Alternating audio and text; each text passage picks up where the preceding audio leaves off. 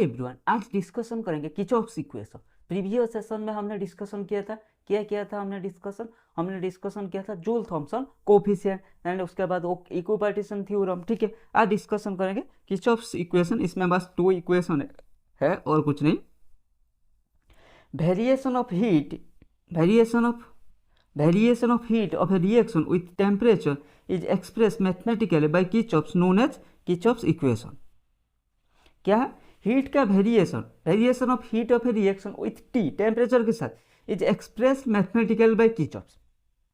Kirchhoff ने mathematical expression दिया था, उसको हम किर्चॉफ इक्वेशन बोलते हैं। पहले Kirchhoff equation at constant pressure देखते हैं।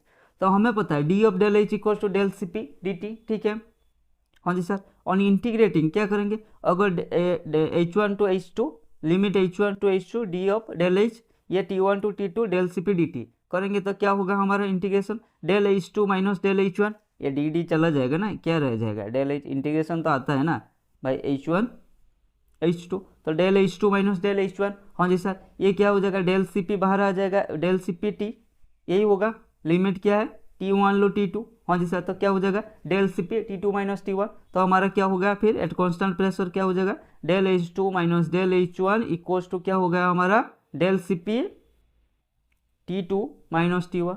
ये है Kirchhoff's equation at constant pressure. हाँ जी सर।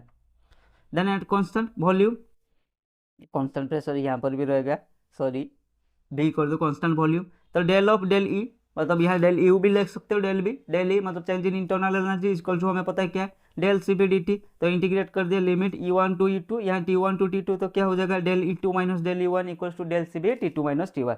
तो एट कॉन्स्टेंट प्रेशर क्या हो गया del H2 minus del H1 equals to del C P T2 minus T1।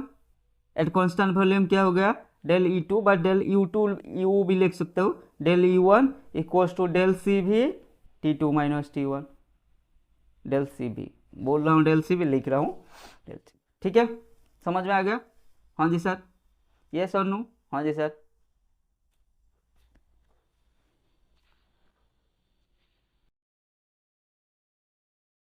ठीक है,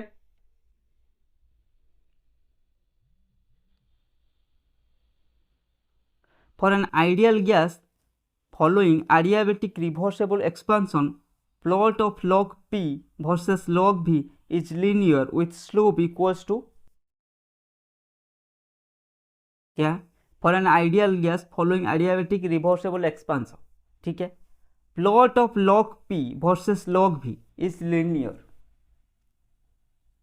अच्छा, with slope equals to log P and log V।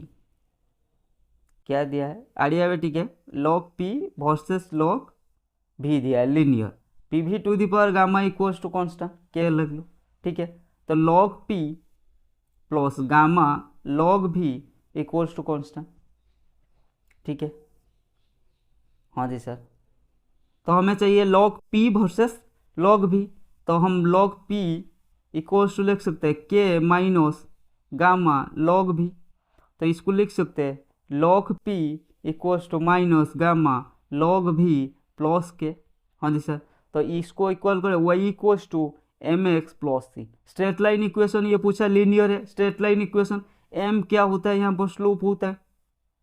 ठीक है, तो ये y इक्वल्स टू क्या हो गया, y इक्वल्स टू हमारा log P। हाँ जी सर, x इक्वल्स टू क्या हो गया log V, तो स्लोप क्या है जो x के साथ मल्टीप्लाई है क्या है m इक्वल्स टू क्या हो गया माइनस गामा, तो माइनस गामा कौन सा है minus gamma, option D is the correct answer.